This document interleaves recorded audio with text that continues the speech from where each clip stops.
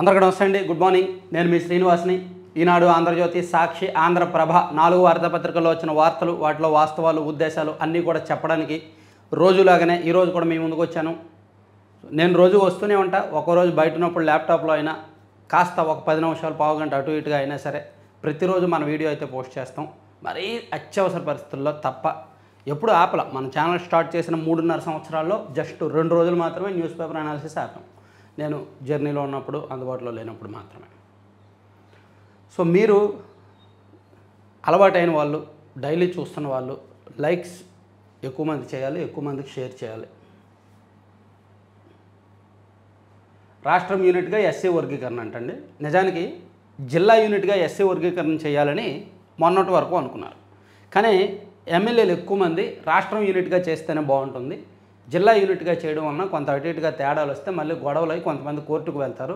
So రాష్ట్రం యూనిట్గా చేస్తే రాష్ట్రంలో ఉన్న ఓవరాల్ జనాభాను ప్రాతిపదికన తీసుకొని దాని ప్రకారం మనం రిజర్వేషన్లు అమలు చేస్తే ఎటువంటి గొడవ ఉండదని ఎమ్మెల్యేలు ఎక్కువ మంది సూచించడంతో రాష్ట్రం యూనిట్గా తీసుకొని ఎస్సీ వర్గీకరణకు నిర్ణయించుకున్నారు. 2011 జనాభా లెక్కల ఆధారంగా ఎస్సీలు ఎంతమంది జనాభా ఉన్నారు, ఎస్సీల్లో మాల ఎంతమంది, మాదిగ ఎంతమంది, రెల్లి ఉపకులాలు ఎంతమంది అనేది లెక్కల్లోకి తీసుకొని ఏబీసీ కేటగిరీలు మూడు కేటగిరీలుగా విభజించి దానిలో రెడ్డి ఉపకులాలకు 1%, మాల ఉపకులాలకు 7.5%, మాదిగ ఉపకులాలకు 6.5% రిజర్వేషన్లు అమలు చేయాలని నిన్న మంత్రివర్గం నిర్ణయించింది.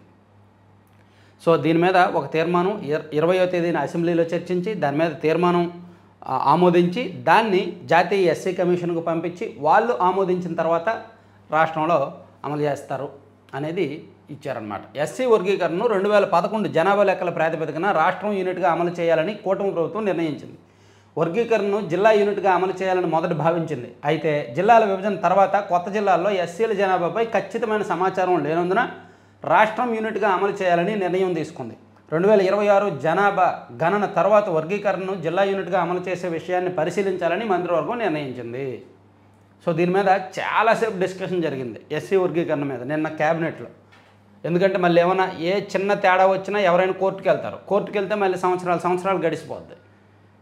ఎందుకంటే ఎస్సీ వర్గీకరణ బేస్ చేసుకునే ఈ మెగా డిఎస్సీ నోటిఫికేషన్ లాంటి రిజర్వేషన్లకు సంబంధించి కొన్ని అంశాలు ఉన్నాయి.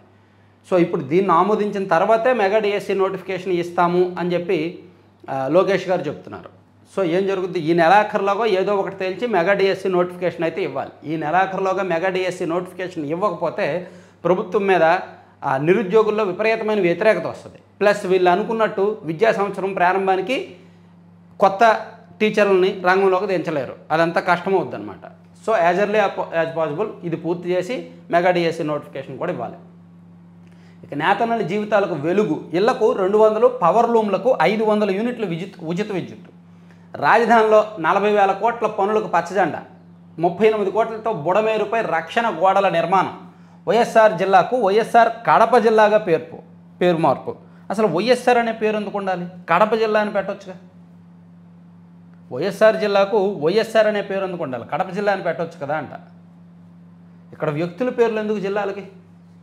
ఇప్పుడు పొట్టి శ్రీరాములు నెల్లూరు జిల్లా, ఓకే, ఆయన ప్రాణత్యాగం చేశాడు రాష్ట్రం కోసం, ఎంతగానో మహానుభావుడు, రాజకీయాలకు సంబంధం లేకుండా రాష్ట్రం కోసం ప్రజల కోసం పోరాడాడు. కాబట్టి పొట్టి శ్రీరాములు నెల్లూరు జిల్లా అనేది తప్పులేదు.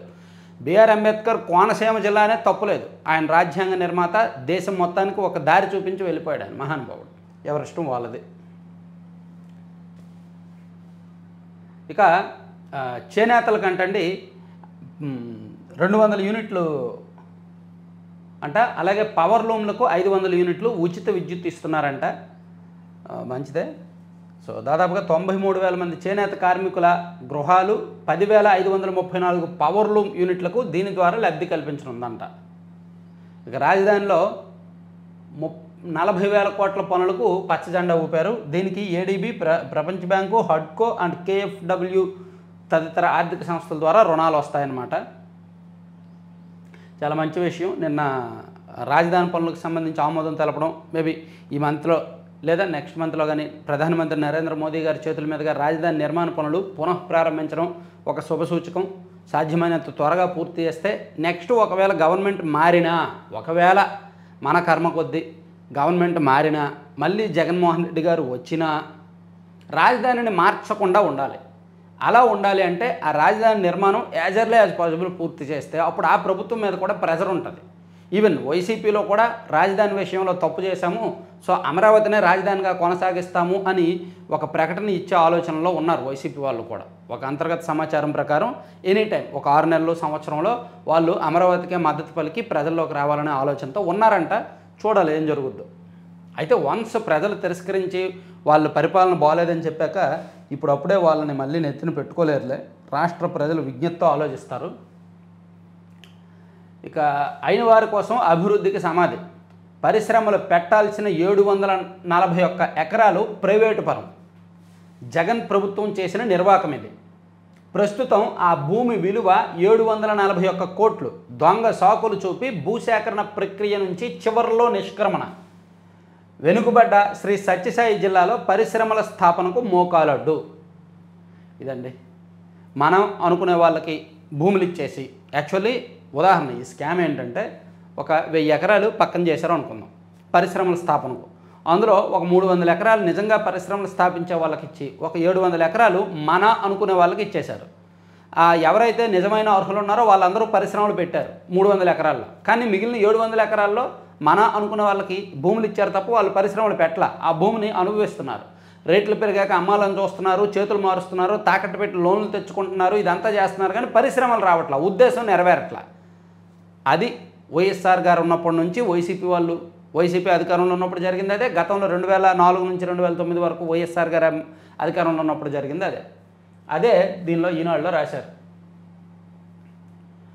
వైకాపా ప్రభుత్వం అధికారాన్ని అడ్డగోలుగా దుర్వినియోగం చేసి రాష్ట్రంలోని విలువైన భూములను కొల్లగొట్టింది. ఎకరా ఇప్పుడు కోటి విలువ చేసే 741 ఎకరాల భూమిని ప్రభుత్వ పరం కాకుండా తమకు కావలసిన వారికి దక్కేలా నాటి ప్రభుత్వ అధినేతలు వ్యవహరించిన భాగోతం తాజాగా తెలియవచ్చింది. 2014-19 మధ్య తెలుగుదేశం ప్రభుత్వం 35% కొండలు గుట్టలు ఉన్న 1111 ఎకరాల్లో పారిశ్రామిక పార్కును ఏర్పాటు చేసింది. దానికి ఎదురుగా కేవలం 8.4% కొండలు గుట్టలున్న 740 ఎకరాలను భూమి అంతా చదునుగా లేదనే కారణం చూపి వైకాపా ప్రభుత్వం ప్రైవేటు వ్యక్తులకు కట్టబెట్టింది. గత ప్రభుత్వంలో అత్యంత ముఖ్యుల జోక్యంతో జరిగిన ఈ భారీ కుంభకోణంపై ఈనాడు ఈటీవీ క్షేత్రస్థాయి పరిశోధన కథనం ఉమ్మడి అనంతపురం జిల్లాలో సోమందేపల్లి మండలంలోని సోమందేపల్లి, గుడిపల్లి గ్రామాల్లో పారిశ్రామిక పార్కు కోసం టీడీపీ హయాంలో నిజమైన అర్హులకు ఇస్తే వైసీపీ హయాంలో 741 ఎకరాలు వాళ్ళకి కావాల్సిన వాళ్ళకి ఇచ్చుకున్నారు. దాన్ని ఈనాడు వాళ్ళు బయటకు తీసుకొచ్చి రాశారు. సో ఈ 741 ఎకరాలు ప్రభుత్వం వెంటనే స్వాధీనం చేసుకోవాలి, ప్రభుత్వం కంట్రోల్లోకి తెచ్చుకోవాలి, దాని మీద విచారణకు ఆదేశించాలి. అది జరిగేది. తర్వాత సాయం చేస్తాం, సంపద సృష్టి నేర్పిస్తాం, పేదలు స్వశక్తితో ఎదిగేలా చేయడమే మా లక్ష్యం. ఉగాది నాడు రాష్ట్ర వ్యాప్తంగా P4 ప్రారంభం. జిల్లా నియోజకవర్గాల వారీగా విజన్ ప్రణాళికలు. అయ్యా బాబు మీకు ఒక దండం. ఆ విజన్ ఏదో 247 కాదు, 229 విజన్ రూపొందించండి. స్వల్పకాలిక లక్ష్యాలు మెయిన్.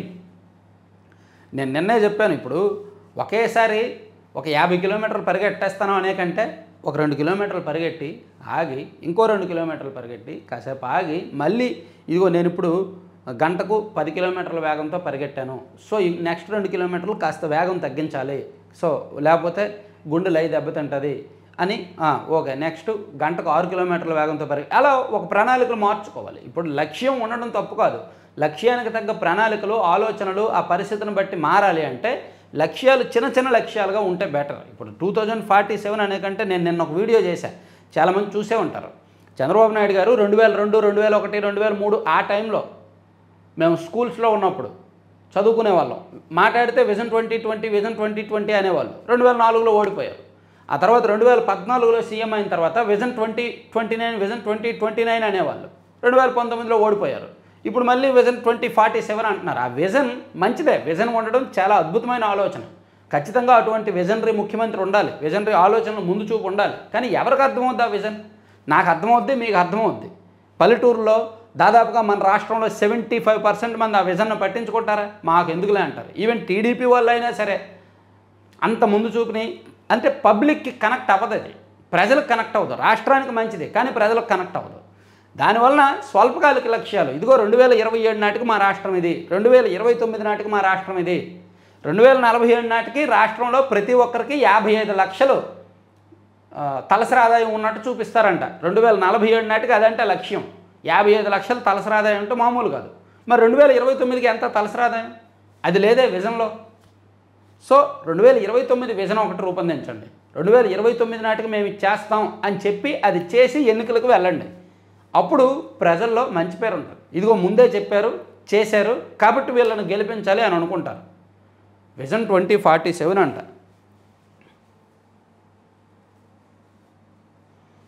2004-2019లో సమన్వయం లేకే వాటమి, అసెంబ్లీలో ముఖ్యమంత్రి చంద్రబాబు ఎమ్మెల్యేలు పారిశ్రామికవేత్తలను ప్రోత్సహించాలి. ప్రోత్సహిస్తున్నారుగా.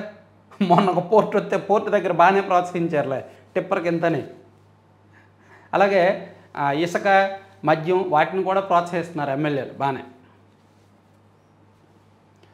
పాపం వీళ్ళకున్న ఆలోచన, చంద్రబాబు గారిలో ఉన్న కసి ఆలోచన, పవన్ కళ్యాణ్ గారిలో ఉన్న కసి ఆలోచన దురదృష్టవశాత్తు ఎమ్మెల్యేలకు ఉండట్లా. తుక్కు వ్యాపారం నుంచి నెలకు 50 లక్షలు డిమాండ్ చేశారంట ఒక ఎమ్మెల్యే గారు.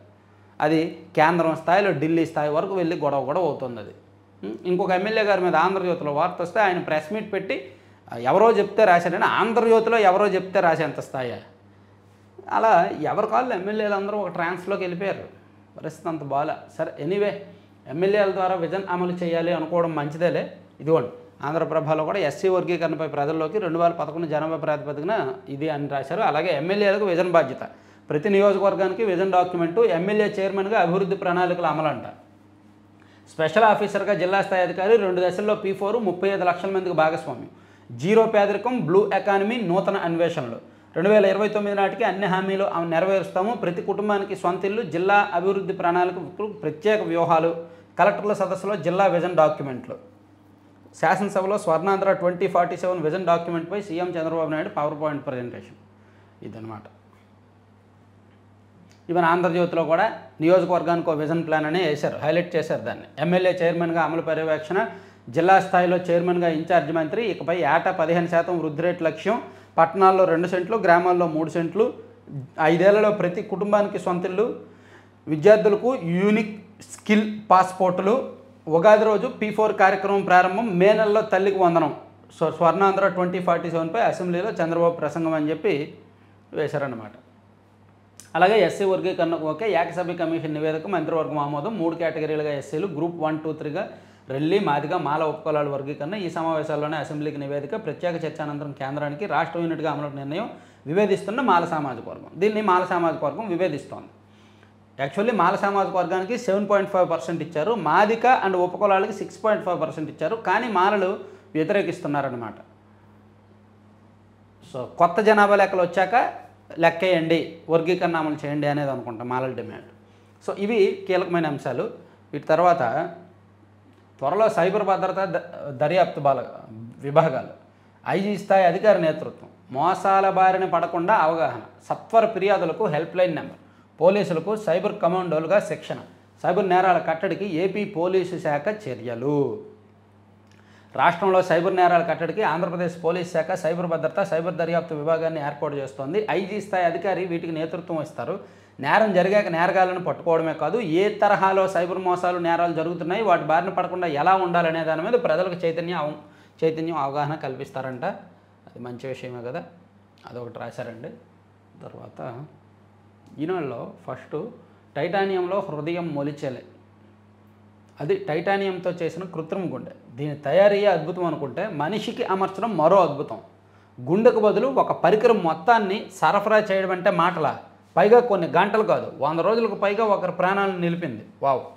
టైటానియంతో చేసిన ఒక హృదయాన్ని మనిషి శరీరంలో ఒక కృత్రిమ గుండెని అమర్చి అది 100 రోజులకు పైగా పనిచేసిందంట. ఇదిగోండి, ఆయన పిడికిడంత ఈ లోహపు గుండెతో 105 రోజుల పాటు జీవించి రికార్డు సృష్టించారు. టైటానియం లోహంతో చేసిన బైవకోర్ కృత్రిమ గుండె ఆదుకుంటోంది. ఆస్ట్రేలియాకు చెందిన 40 ఏళ్ల వ్యక్తికి దీన్ని అమర్చారంటండి.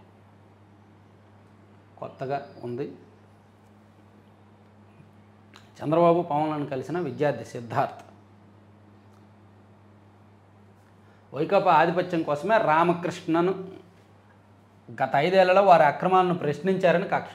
సూత్రధారి రెడ్డప్ప గారి ఎమ్మెల్యే పెద్దిరెడ్డి అనుచరుడు. రెడ్డప్ప రెడ్డి ఎమ్మెల్యే పెద్దిరెడ్డి గారి అనుచరుడు. 2 నిందితుల అరెస్టు, 3 కోసం గాలింపు, చిత్తూరు ఎస్పీ మణికంఠ వెల్లడి. 5 ఏళ్లలో వైకాపా అక్రమాలను ప్రశ్నించిన టీడీపీ కార్యకర్తను కాపాడుకోలేని పార్టీ పెద్దలు సిగ్గుతో తలదించుకోవాలి ఈ వార్త చదివాక. 5 ఏళ్లలో వైసీపీ అక్రమాలను ప్రశ్నించాడు ఆయన, రామకృష్ణ అనే వ్యక్తి. పార్టీ అధికారంలోకి వచ్చాక దారుణంగా దీనికి గురయ్యాడు. సో మరి ఖచ్చితంగా సిగ్గుతో తలదించుకోవాల్సిన అంశమేగా. ఎక్కడే సుబ్రహ్మణ్యం తరచూ కరుస్తున్న పాములు, పదుల సంఖ్యలో కాట్లకు గురైన నిరుపేద కూలి. పాపం సుబ్రహ్మణ్యం అని ఈయన్ను ఆయన ఎక్కడుంటే అక్కడికి పాములు వెళ్ళి కరుస్తున్నాయంట. ఈ పాములు బెడ తట్టుకోలేక అతను బెంగళూరు వెళ్ళిపోయాడంట. బెంగళూరు వలస వెళ్ళిపోయి అక్కడ భవన నిర్మాణ కార్మికుడిగా పనిచేశాడంట. అక్కడ కూడా పాము కాటులు తప్పలేదంట. సో అందుకే మళ్ళీ చిత్తూరు జిల్లా బైరెడ్డిపల్లి మండలం కుమ్మరగుంటకు చెందిన సుబ్రహ్మణ్యం 20 సంవత్సరాల నుంచి అతనికి తరచూ పాములు కరుస్తూనే ఉన్నాయి.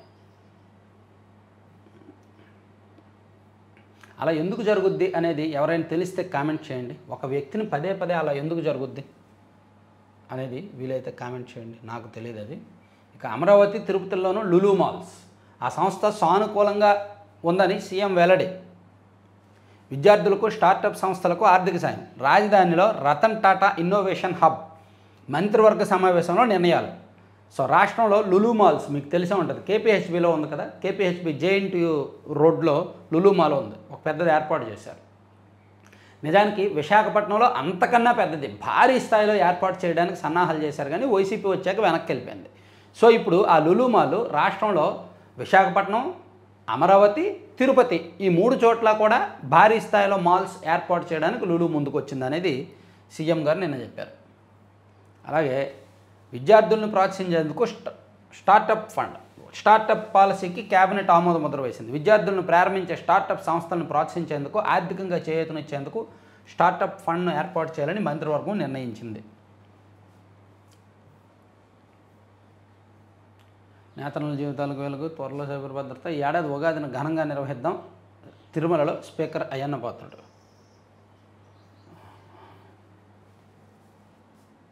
ఎడిటోరియల్ ఏమిచ్చారు? అధిక పింఛన్ అందేది ఎప్పుడు? అధిక పింఛన్ కోసం ఎదురు చూస్తున్న విశ్రాంత ఉద్యోగులు ఆశలు ఎంతకీ నెరవేరడం లేదు. ఇటీవల జరిగిన ఈపీఎఫ్ఓ కేంద్ర ట్రస్టీల బోర్డు సమావేశం కనీస పింఛన్ పెంపకంపై చర్చించినా ఏ నిర్ణయానికి రాలేదు. సో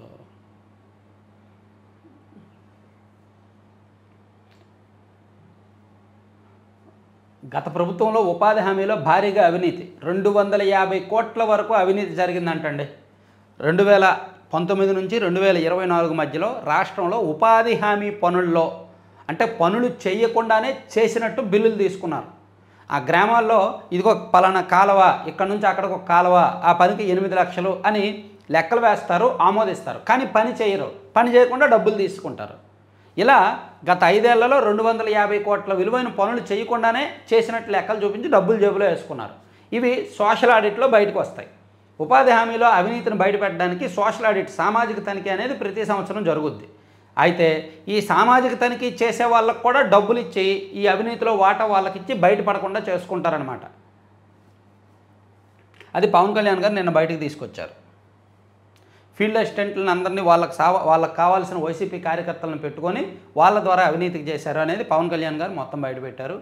తర్వాత గత పాలకుడే భక్షకుడు, నాడు ఊరుకో బకాసురుడు, అటవీ భూములు కాజేసిన పెద్ద ఆయన, సలహాదారు, పెద్ద కబ్జాగోరు, గత ప్రభుత్వ అక్రమాలపై చర్చలో మంత్రి అనగానే మహాభారత కాలంలో ఒకే బకాసురుడు ఉండేవాడు. 2019-24 మధ్యలో రాష్ట్రంలో ఊరూరా బకాసురులు పుట్టుకొచ్చారు. పాలకుడే అంటే నాటి ముఖ్యమంత్రి జగన్ ఉద్దేశించి భక్షకుడైన కారణంగా ఈ బకాసురులంతా ప్రభుత్వ అటవీ పేదల భూములు కబ్జా చేశారని అనగాని సత్యప్రసాద్ గారు చాలా అగ్రెసివ్గా మాట్లాడారు నిన్న అసెంబ్లీలో. ఇక ఐటీ రంగంలో సంచలన ప్రకటనలు, కాగ్నిజెంట్పై త్వరలో వెల్లడి, టీసీఎస్కు భూములు కేటాయిస్తాం, మండలిలో సభ్యుల ప్రశ్నలకు మంత్రి లోకేష్ సమాధానం. సో ఐటీ రంగంలో ఎవరెవరితో సంప్రదించారో వాళ్ళందరూ కూడా ఆంధ్రప్రదేశ్కు వచ్చే అవకాశం ఉంది. అతి త్వరలోనే సంచలన ప్రకటనలు వస్తాయి, గుడ్ న్యూస్లు వస్తాయని మంత్రి లోకేష్ గారు చెప్పారు. పిహెచ్సీలు పూర్తి చేయాలని చేతగాంతనం, నాడు నేడు పేరిట వైకాపా సర్కార్ ఆర్భాటమే, వైద్య శాఖ మంత్రి సత్యకుమార్ యాదవ్ ధ్వజం. వైకాపా ప్రభుత్వంలో రైతులకు అన్యాయం, డ్రిప్ మూసేశారు, యాంత్రీకరణ పరికరాలు ఆపేశారు, వ్యవసాయ శాఖ మంత్రి అచ్చెన్నాయుడు. కరెక్టే, డ్రిప్ ఇవ్వలేదు, యాంత్రీకరణ మూసారు, దానివల్ల పులివెందుల్లో రైతులకు కూడా అన్యాయం జరిగింది. ఈరోజంట ఎమ్మెల్యేలకి ఎమ్మెల్సీలకి క్రీడా పోటీలు ఉన్నాయంటండి, వాళ్ళు ఆటలాడతారు ఈరోజు. సో ఇవన్నీ ఈనాడు అంశాలు. సాక్షికి వెళ్దాం. అప్పటికే దాదాపుగా 20 నిమిషాలు అయింది. సాక్షి అభిమానులు అందరూ గుండె దాని గురించి ఉంటుంది. సో సాక్షిలో బ్యానర్ వార్త ఏంటంటే నీకు ఇది నాకది నాకింత నీకింత. వైసీపీలో ఇది ఉంటుందిలే బాగా. జగనన్న విద్యా కానుక 700 కోట్లు ఓకే నాకు ఇచ్చేయి, నీకు ఒక 50 కోట్లు కమిషన్ ఇస్తా తీసుకో, నీకు ఎన్నికల్లో ఖర్చులు ఉన్నాయి ఊరేగు, ఇదిగో ట్యాబ్లు నీకు ఇది కాంట్రాక్టు, నాడు నేడు పని నీకు కాంట్రాక్టు. అలా వైసీపీ హయాంలో ఉండేది. షిరిడీ సాయి 75,000 రూపాయల ట్రాన్స్ఫార్మర్ 1,40,000 ఓకే, అందులో నీకు ఒక 30,000 కమిషను, ఇదిగో నీకు నీ స్థాయి ఇది, నీకు ఒక 5,000 కమిషన్ అని ఉండేది గత ప్రభుత్వంలో. షిరిడీ సాయి వాళ్ళ ద్వారా అండ్ చాలా కంపెనీల ద్వారా అలాగే అమలు చేశారు. అందుకే మార్కెట్ రేట్ కంటే ఎక్కువ రేట్లు వాళ్ళకి చెల్లించారు.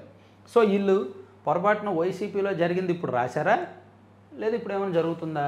అమరావతి టెండర్లో అస్మదీయ కాంట్రాక్ట్ సంస్థలతో ముఖ్య నేతలు లాలూచి అని రాశారండి. 6 కాంట్రాక్ట్ సంస్థలకు 10,081.82 కోట్ల పనుల పంపిణీ ఉంటాయి, చిలకొట్టుళ్ళు ఉంటాయి. అమరావతి పనుల్లో ఉన్నాయి కూడా. కొంతమంది సీఎంఓకి వెళ్తున్నారు, చక్రం తిప్పుతున్నారు, సిఆర్డీఏ పెద్దలను కలుస్తున్నారు, మంత్రి నారాయణ గారిని కలుస్తున్నారు, కొంత ప్రసన్నం చేసుకుంటున్నారు, పనులు తీసుకుంటున్నారు. నాడు ముఖ్య నేత తరపున కాంట్రాక్టుల నుంచి కమిషన్లు వసూలు చేసి ఐటీకి చిక్కిన ఓ అధికారి నేడు రాజధాని టెండర్లలోనూ ముఖ్య నేత తరపున కాంట్రాక్ట్ సంస్థలతో అదే అధికారి బేరసారాలు. మొబిలైజేషన్ అడ్వాన్సులు ముట్టజెప్పి కమిషన్లు వసూలు చేసుకునే దిశగా వేగంగా అడుగులు. పారదర్శక జ్యుడిషియల్ ప్రివ్యూ రివర్స్ టెండరింగ్ విధానాలకు కూటమి సర్కారు పాతరా. గత 5 ఏళ్లలో రివర్స్ టెండరింగ్ అన్నారు, జ్యుడిషియల్ ప్రివ్యూ అన్నారు, కానీ జరగాల్సినవి జరిగిపోయినాయిగా స్కాములు. సో ఇప్పుడు కూడా జరుగుతున్నాయి. దీన్ని ఎవరు ఆపలేడు. ఇదంతా కూడా పొలిటికల్ కరప్షన్లో భాగం, ఎవ్వరూ ఆపలేరు. కాకపోతే 100 కోట్ల విలువైన పనులు చేసినప్పుడు ఒక 5 కోట్లో 10 కోట్లో దారి మళ్ళడం సహజం. అంతకన్నా ఎక్కువ దారి మళ్ళకూడదు. అంతకన్నా ఎక్కువ దారి మళ్ళకపోతే రాష్ట్ర ప్రజల అదృష్టమే. ఎవరి అధికారంలో ఉన్నా జరిగేది అదే, ఈ చిలకొట్టుళ్ళు అనేది. సో దాన్ని వీళ్ళు ఏం రాశారంటే అస్మదీయ కంపెనీలకు ఇచ్చేస్తున్నారు అమరావతిలో, అంటే వాళ్ళకి కావాల్సిన వాళ్ళకి ఇస్తున్నారు. ఇదైతే వాస్తవమే. అమరావతి పనులను వాళ్ళకి ఎవరైతే ఇవ్వాలనుకున్నారో వాళ్ళకే ఇస్తున్నారనేది కరెక్ట్. దానిలో కమిషన్లు అవి ఇవి చేతులు మారడం కూడా కరెక్ట్. దేనికి ఆధారాలు ఉండవు, కానీ సాక్షిలో రాసుకొచ్చారు. తర్వాత జాయింట్ కలెక్టరేట్ ఎదుట ఆత్మహత్యాయత్నం. తన భార్యను ప్రాణాపాయ స్థితికి తెచ్చిన వైద్యురాలిపై చర్యలు తీసుకోవాలని కోరుతూ విశ్వనాథ్ రెడ్డి అనే వ్యక్తి కడపలో జాయింట్ కలెక్టర్ అదితి సింగ్ ఎదుట ఆత్మహత్యాయత్నం చేశాడు. ఓకే, తిరుపతి తొక్కిసలాటపై విచారణకు కలెక్టర్ హాజరు. తిరుపతిలో తొక్కిసలాట జరిగింది కదా జనవరి నెలలో. సో దాని మీద న్యాయ విచారణ కలెక్టర్ వచ్చారంటండి. తర్వాత ప్రవాస భారతీయ కుటుంబంలో విషాదం. అమెరికాలో నార్త్ కరోలినాలో ఏర్పడిన తుఫాను గుంటూరు జిల్లా తెనాలికి చెందిన ప్రవాస భారతీయురాల కుటుంబంలో విషాదం నింపింది.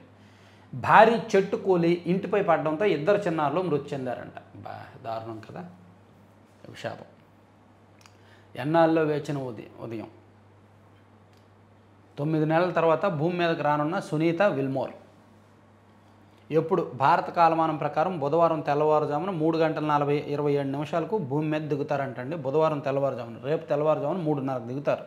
అమెరికాలోని ఫ్లోరిడా సముద్ర తీరంలో ల్యాండ్ అవుతారు.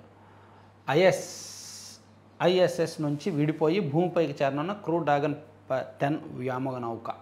ఎంతమంది? సునీత విల్మోర్తో పాటు నిక్ హేగ్, అలెగ్జాండర్ గుర్బనోవ్ అంట. అనుకూల వాతావరణం నేపథ్యంలో వారి తిరుగు ప్రయాణాన్ని ఒకరోజు ముందుకు జరిపిన నాసా.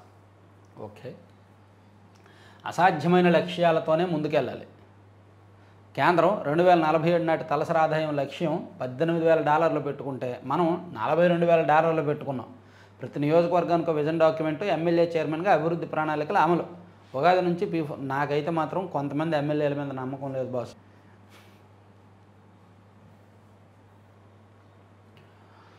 నమ్మించి నయవంచన, కూటమి ప్రభుత్వంపై నిప్పులు చెరిగిన వాలంటీర్లు.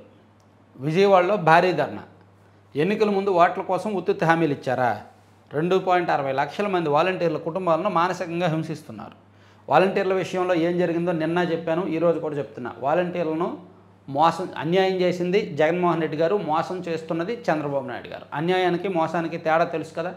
చంద్రబాబు గారు మోసం చేశారు, కరెక్టే, మిమ్మల్ని కొనసాగిస్తాము, 10,000 జీతం ఇస్తాము అని.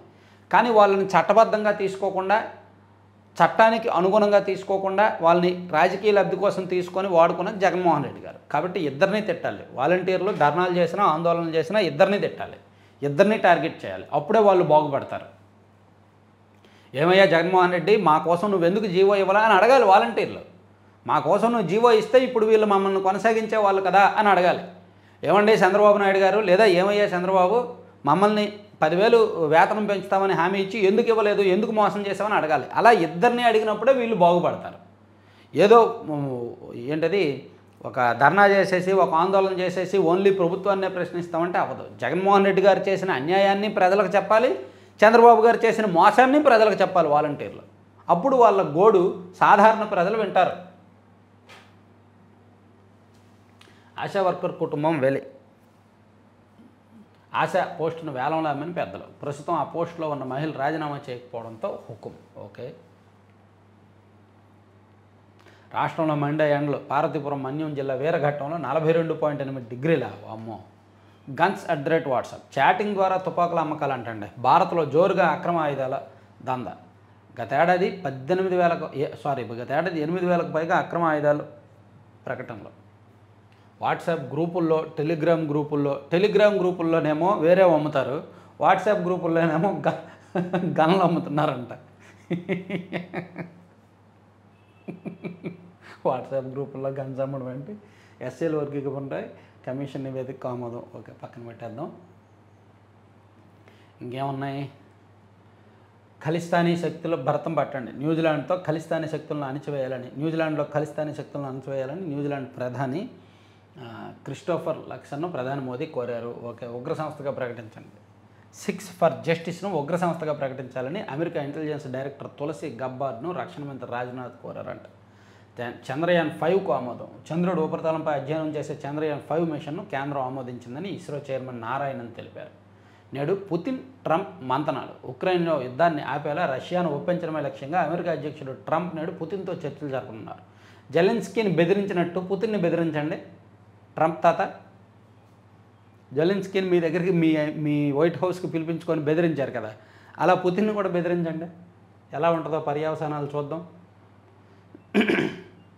ఎప్పుడైనా బలహీనుడి మీదే బలవంతులు బల ప్రదర్శన చేస్తారు. బలం ఉన్న వాళ్ళ జోలికి వెళ్ళరు, వాళ్ళని పొగుడుతారు. ఎక్కడైనా జరిగేది అదే.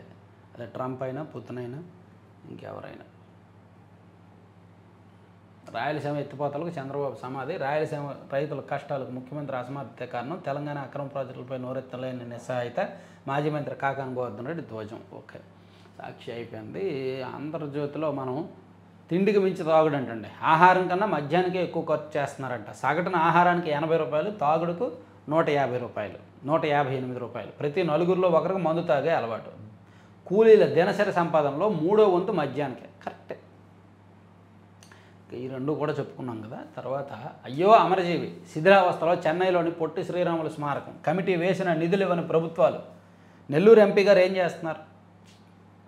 నెల్లూరు ఎంపీ గారో, ఒంగోలు ఎంపీ గారో పట్టించుకోవాలి. చెన్నైలో పొట్టి శ్రీరాములు స్మారకం అలా ఉన్నప్పుడు ఆ ప్రాంతం వాళ్ళు వెళ్ళి చెన్నై ప్రభుత్వంతో మాట్లాడి, లేదా చెన్నై ప్రజాప్రతినిధులతో మాట్లాడి కొంచెం సరిచేయాలి. లేదా ఈ ప్రభుత్వం పట్టించుకొని చెన్నై తమిళ ప్రభుత్వంతో మాట్లాడాలి. ఉపాధిలో వైసీపీ భారీ అవినీతి. ఆడిట్తో వెలుగులోకి 250 కోట్ల అక్రమాలు. అవినీతి సొమ్మును రికవరీ చేసే పనిలో ఉన్నాం, బాధ్యులను వదిలేదే డిప్యూటీ సీఎం. అరాచక శక్తుల్ని ఉక్కుపాదంతో అణచివేయండి. డీజీపీ గుప్తాకు ముఖ్యమంత్రి చంద్రబాబు ఆదేశం. టీడీపీ కార్యకర్త రామకృష్ణ ఘటనపై సీరియస్. చెప్పి మరీ చేస్తున్నారు, వేట కొడవలతో చంపుతున్నారు, ఇలాంటి వాళ్ళు బయట తిరగడానికి వీల్లేదు సీఎం. ఢిల్లీలో పయ్యావుల 68,000 కోట్ల కొత్త అప్పులకు కేంద్రం అనుమతి కోసం ప్రయత్నాలు. ఈ సంవత్సరం 1,04,000 కోట్ల అప్పులు తీసుకుంటామని ముందుగానే ప్రకటించారు కాబట్టి 68,000 కోట్ల అప్పుల కోసం కేంద్రం దగ్గర ప్రయత్నాలు చేస్తున్నారంట. ఇక శంషాబాద్లో రన్యారావులు ఎందరో. బంగారం స్మగ్లింగ్లో మహిళలదే కీలక పాత్ర. యథేచ్ఛగా దుబాయ్ నుంచి అక్రమ రవాణా. స్మగ్లర్లకు కస్టమ్స్లో ఇంటి దొంగల సహకారం. ఒక్క అధికారి సహకరించిన వారికి పండగే. టన్నుల్లో అక్రమ రవాణా, గ్రాముల్లో పట్టివేత. ఆ కేసుల్లో మూలాలకు వెళ్ళని దర్యాప్తు సంస్థలు. బంగారం అక్రమ రవాణా అనేక రకాలు. వాళ్ళు రకరకాలుగా తీసుకొస్తారు. రోజుకు 100 మంది వెళ్ళిపోతే ఒకరినో ఇద్దరినో పట్టుకుంటారు. అది పట్టుకొని లెక్కల్లో చూపిస్తారు. మిగిలిన 99 మందిని 98 మందిని వదిలేస్తారు.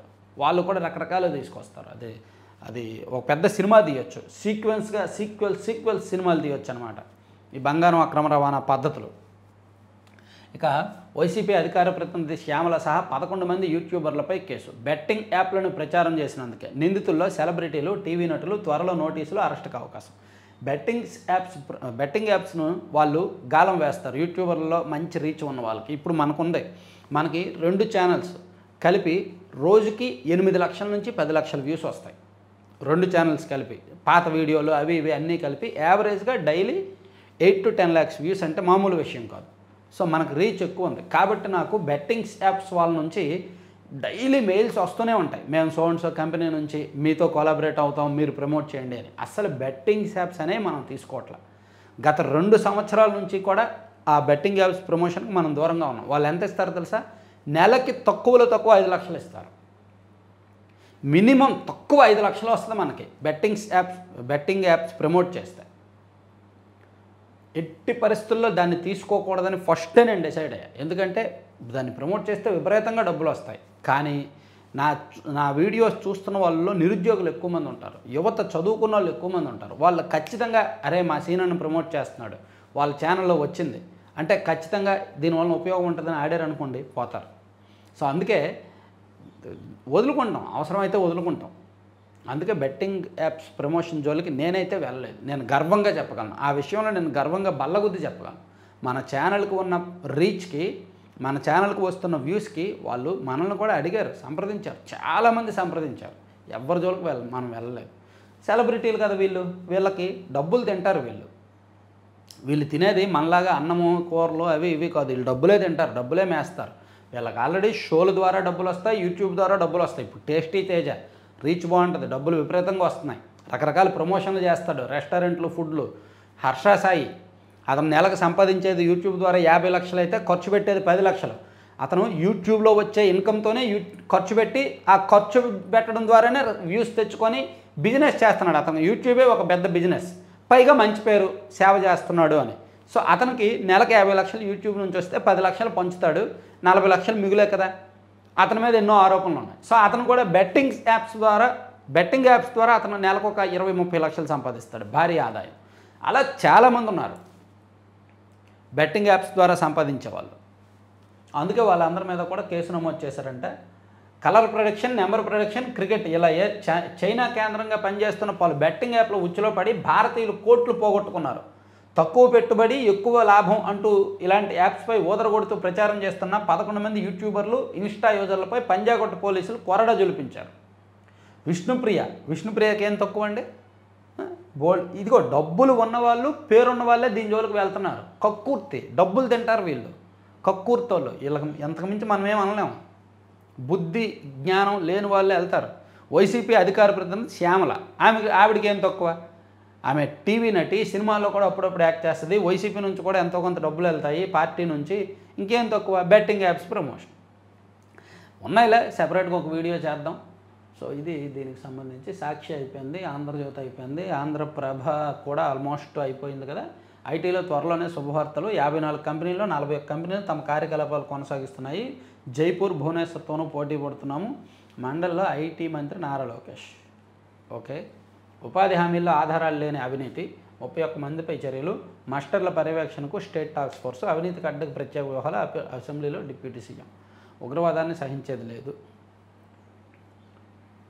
తెలంగాణకు తిరుమల దర్శనం. ప్రజాప్రతినిధుల లేఖలకు గ్రీన్ సిగ్నల్ 24 నుంచి అమల్లోకి. తెలంగాణ ఎమ్మెల్యేలకు కూడా తిరుమలలో రోజుకి ఒక లెటరు ఒప్పుకుంటారంట. రోజుకి ఒకటి కాదు, వారంలో 3 రోజులు అనుకుంటా వాళ్ళకి ఒప్పుకుంటారు. అదే రాశారు. తర్వాత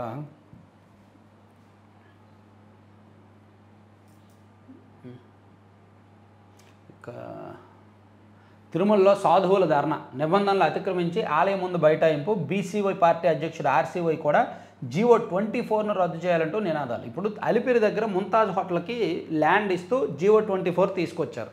దాన్ని రద్దు చేయాలని నిన్న బీసీవై పార్టీ అధ్యక్షుడు రామచంద్ర యాదవ్ గారు అండ్ కొంతమంది స్వామీజీలు వెళ్ళి తిరుమలలో వైకుంఠం క్యూ కాంప్లెక్స్ దగ్గర బైఠాయించారు. సో ప్రభుత్వం దాని మీద ప్రకటన చేయాలి, ప్రభుత్వం దిగొచ్చే వరకు భక్తులకు వినియోగిస్తాం ఆ భూమి, అండ్ తిరుమలలో గోశాల ఏర్పాటు చేస్తాము, తిరుమలలో జరిగిన అక్రమాలను కంట్రోల్ చేస్తామని ప్రభుత్వం వచ్చే వరకు మేము లేవమని చెప్పారు. కానీ అక్కడ ధర్నాలు చేయడం, తిరుమల కొండ మీద ధర్నాలు చేయడం తప్పు కాబట్టి వాళ్ళందరి మీద కేసు పెట్టి అరెస్ట్ చేసి మళ్ళీ వదిలేశారు. ఇది వచ్చాయి. తర్వాత ఈనాడులో నేషనల్ అంశాలకు ఒకసారి వెళ్తే జాతీయ స్థాయి అంశాలు. రక్షణ భాగస్వామ్యం బలోపేతం. భారత్ న్యూజిలాండ్ ప్రధానుల ఉద్ఘాటన. మోదీతో క్రిస్టోఫర్ లాక్సన్ భేటీ. రేపు భూమి మీదకు సునీత విలియమ్స్. ఎస్ఎఫ్జేను ఉగ్ర సంస్థగా ప్రకటించండి. భేటీలో తులసి గబ్బార్డ్ను కోరిన రాజ్నాథ్ సింగ్. టీవీలో క్రైమ్ షోలు చూసి భార్యను చంపిన భర్త. అబ్బా, అందుకే నేరాలు ఘోరాలు ఆపేశారు. నేరాలు ఘోరాలు ఒకప్పుడు నూతన్ ప్రసాద్ వాయిస్తో వచ్చేది, గుర్తుండే ఉంటుంది కదా. అది ఎందుకు ఆపేశారు? అది చూసి ఎలా నేరాలు చేయాలో నేర్చుకుంటున్నారు. వీడు ఇలా చేసి అంతా బాగా చేశాడు కానీ ఆ ఒక్కటి చేయడం వల్ల దొరికిపోయాడు. సో అలా చేయకుండా మనం చేయాలి అని అది కొత్త నేరాలకు స్ఫూర్తివంతంగా పాఠంగా నిలుస్తుంది. అందుకని ఆ షోని ఆపేశారు. ఒకప్పుడు నేరాలు ఘోరాలు బాగా ఫేమస్. సో మత గ్రంథాన్ని కాల్చారంటూ వదంతులు. నాగ్పూర్లో ఉద్రిక్తత. 8.47 కోట్ల బంగారం పట్టివేత. ముంబై విమానాశ్రయంలో 5గురి అరెస్టు. సో ఇవండి 4 పత్రికల్లో వచ్చిన వార్తాంశాలు. సో మరిన్ని కీలకమైన అంశాలతో మనం నెక్స్ట్ వీడియోలో కలుద్దాం. Thank you very much. చివరి వరకు చూడండి. ప్రతి ఒక్కరూ లైక్ చేయండి. మన ఛానల్ని కొత్త వాళ్ళకి రిఫర్ చేయాలండి. అదే మనం చేయాల్సిన పని. Thank you.